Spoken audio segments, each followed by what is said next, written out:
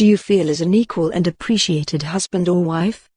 When we sense that we have been dealt with unjustifiably, we by and large get into a severity mode, and moving to relinquish any type of resentment winds up troublesome. Along these lines, in the event that you can't recall the last time you really felt overwhelmed by appreciation, satisfaction, and flexibility, a few feelings of bitterness may be making its way to the surface. Human nature finds a way to leave you in anguish, and it may be time to find a way to deal with this if you want the complications in your relationship fixed. When a person you trust has been treating you shamefully, you may come to believe that you can't depend on that individual and that that person may not have your most valued needs attended to on a fundamental level. So thusly, you quit believing them. Be that as it may, meanwhile, the reason for the issues that have plagued your relationship continues deteriorating. It turns into a rejection, and you are now put on the defensive. Resentment isn't managed in light of the fact that you place yourself in a divider which you use to secure yourself. You at that point that you feel that you deserve vindication and assert that nobody will ever take advantage of you, your feelings, your care, nor your vulnerabilities again. The issue with bitterness is that it has an approach to have a significant antagonistic effect on the present and impede your way towards what's to come. Regardless of whether nothing awful happens, questions of incredulity still happen when you have sentiments of bitterness and disdain. Be that as it may, imagine a scenario in which you discover an approach that may help you feel less tormented and recover from possible feelings of outrage, sicken, dread and pity. Consider the possibility that you could figure out how to relinquish resentment and bitterness. How resentment works. The truth about bitterness or nearly anything negative in your reality is that it is regularly controlled by innumerable snapshots of prior encounters where you have been unconsidered, respected unjustifiably, and gotten your points of confinement broke by others. Feelings, for example, outrage, disdain, enmity, and dread are altogether interconnected. These sentiments work by deceiving you into an endless loop where you are irate in the present, terrified of what is yet to come, and loaded with bitterness over the past. Disliking somebody is the point at which you have been disillusioned or disheartened by someone else or put due to a fanciful or genuine unfairness. You begin believing that on the off chance that if you pardon them, you would be someone who can be trampled on, which isn't right and is miserable. It takes a superior and more grounded individual to pardon and let go than to be angry. Feelings of disdain resemble gulping poison and anticipating that the other individual should kick the bucket, which is a similar articulation when you consider it. What you should not do. Acknowledgement has a critical influence in relinquishing resentment in light of the fact that you can't acknowledge something if it implies that you are angry. In consideration of the reasons it is so hard to dispose of such feelings, it is on account of too many individuals give the wrong counsel on the most proficient method in managing them. It is simple for anybody to assert that all you have to do is deal with resentment is to release it, or simply get over it, or forget about it, or that what's done is done. Yet is this any sort of consolation to you? You should not overlook feelings of bitterness. Regardless of whether it improves how you feel some way or another, it would be wrong to deny these feelings, or try to overlook them, or absolutely avoid them. What's more, truly, managing them is surely less demanding said than done. You should know to beat the feelings of bitterness you have, and there is a procedure. Similarly as with numerous things, it might deteriorate before it shows signs of improvement. It might require a ton of self-control and assurance since they are frequently profound established issues. Try not to expect a handy solution. There are no simple and clear answers, but you do realize that you should let go of your resentment.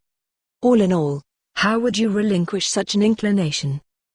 You ought to understand that in the event that you are feeling strongly about something, you are contemplating the agony as opposed to concentrating on the answer for dispose of it. It is a normal reaction for any individual to draw center around an injury not yet healed.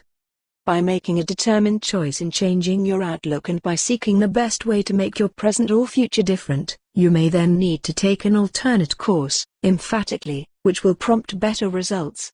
When you consider your best course of action for the future, it is a way of, little by little, remedying the symptoms.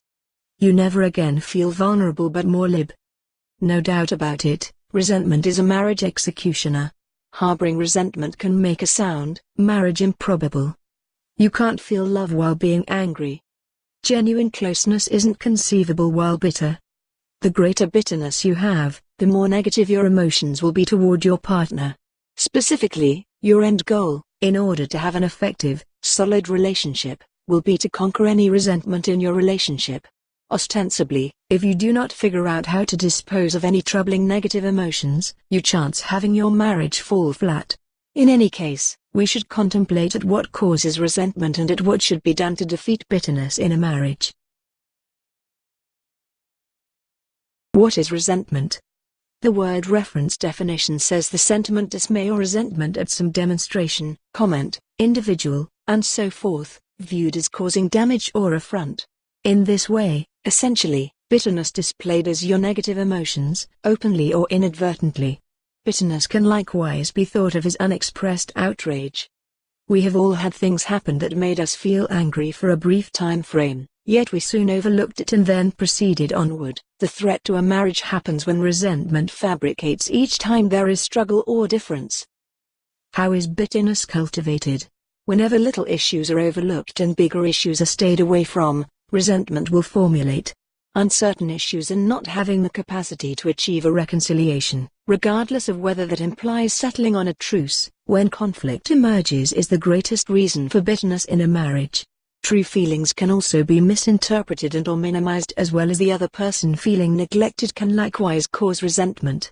At the point when resentment formulates, your negative emotions toward your life partner may develop to the point that make it difficult to look at them equitably. Eventually, a lack of congenial communication is a factor that greatly adds to that bitterness. In the event that something is troubling you, shutting off communication and refusing to talk to the other person just adds to the issue. You should, in all sincerity, strive to reasonably recognize the issues and transparently and genuinely talk about them. Please try to approach the issues with a receptive outlook and by endeavoring to see your companion's perspective. In the event that the primary issues are not settled, resentment will grow and you will end up despising everything your mate does, from the way they brush their hair to the way they make a sandwich. However senseless it seems, your challenge is a reality. Negative emotions caused by bitterness influences your companion as well as influences you. It doesn't make a difference how cheerful a person you typically are, clutching onto the chains of bitterness reduces the positive light that your marriage was once built on. It changes how you treat your mate and others. It causes a blindness to being sensitive and eventually to the point of never being able to accept or see their dignity. Doubts will always persist. Is an ongoing resentment causing issues in your marriage?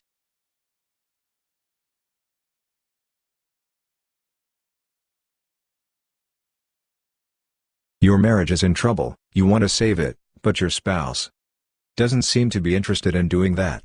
One of the things you might be looking for is a way to save a marriage when only one person wants it. Couple after couple have proven that it is possible to change a relationship and rescue just about any marriage from the edge of destruction. These couples have not just avoided divorce. They have transformed the marriages into something wonderful. Something better than they had dreamed possible. Important information for you. Did your marriage begin with love and devotion and now you're asking why it isn't working? It is commonplace for couples begin same warmth and closeness they once had and start to feel more like flatmates than darlings. Pressure starts to manufacture and contentions increment. You talk short of what you used to, or perhaps it seems that the small contradictions turn to be enormous contentions. You know there's something more profoundly wrong yet you can't make sense of it. Perhaps the true answer is so obscure that you simply passed it without fully noticing all of the potential's repercussions. Currently, it's in the back view. Presently you're battling with the eventual outcomes of the genuine issue. You have to pivot and discover it, and at that point you may be able to settle it. Try not to surrender your efforts or compromise sound and moral reasoning. Both you and your partner need to be involved and influenced for your desired plans to work. You can settle a relationship quicker on the off chance that you center around focusing your energy and association in the relationship before concentrating on the issues of the relationship. What it implies: big issues in a relationship will nearly settle themselves if there's sufficient enthusiasm in the relationship. Be that as it may, even the littlest issues will appear like mountains if there's no passion. A little, candidly charged state will go substantially more distant toward recuperating a relationship than having a 2-hour discussion about why the undertaking happened. You can settle a relationship faster if you revolve around extending the excitement and relationship in the relationship before focusing on the issues of the relationship. What it suggests: big issues in a relationship will almost settle themselves if there's adequate excitement in the relationship. Regardless, even the most diminutive issues will seem like mountains if there's no passion. A little, truly charged state will go essentially more far off toward recovering a relationship than having those seemingly never-ending arguments and uncomfortable dialogues about why your marriage ended up with concerns in the first place. In the event that you have some missteps while developing the relationship, you should try to take the best steps and plan of action to settle your small and incidental concerns and personal matters before concentrating on the bigger picture, the most exasperating issues of the relationship. What it recommends: big issues in a relationship will potentially settle themselves if there's sufficient earnestness in improving the relationship. Notwithstanding, even the littlest issues will appear like mountains if there's no passion. A little, legitimately charged state will go basically more far away toward recuperating a relationship than having a 2-hour argument about why the discord happened in the first place. Besides, it might just be because of a misunderstanding. Are you ready to move on? Are you ready to step it up with a little more knowledge and control? Click on the Baucom link below and make it happen. If you feel you have gained from this video, please give it a like and share it with someone who may need it. Thank you.